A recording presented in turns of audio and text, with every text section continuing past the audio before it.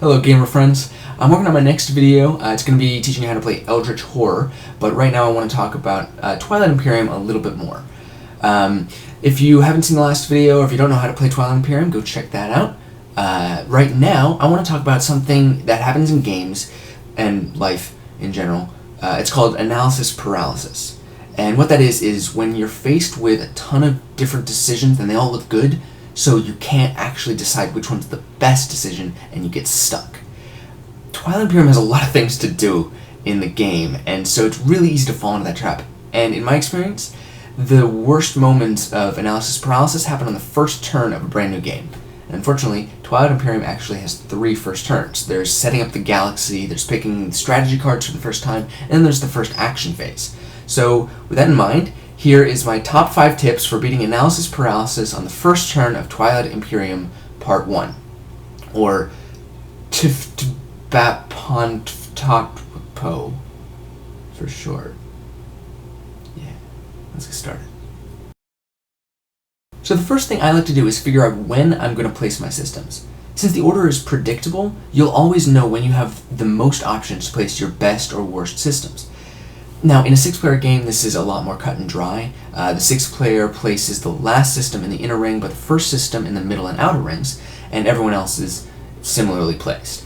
But in 4 and 5-player games, that gets a lot more variable. The point is, if you pay attention to when you're going to place your system, you'll know if you can hold on to that really important system or if you should put it down now.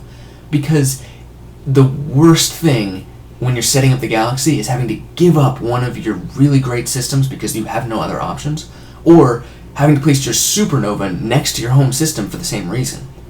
And this is all avoidable. So keep in mind when you're going to be placing each of your systems. Number 2 is to figure out where you want your second space dock to be. You're going to build another space dock during the game, so you'll want to place your highest resource value system in a strategic location. Conventional wisdom says you want to have it 2 spaces away from your home system, so that means it'll either be in the inner ring or in a non-adjacent middle ring space. You'll also want to make it less of a target for other players, which leads me to number 3. This means using the supernova and nebula to block or slow down movement.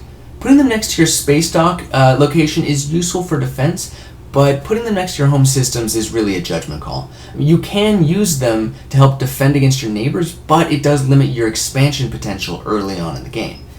Asteroid fields, on the other hand, is a very simple decision. Don't put them next to your home systems. Just don't do it, because while it does block people in the early game, in the late game, it's basically an open door. I mean, once a player has anti-mass deflectors, they can just move right through them and directly invade your home systems. Of course, for that same reason, putting them next to your opponent's home systems is a great idea. This is pretty easy to do, but a lot of people forget about it when they're placing their systems.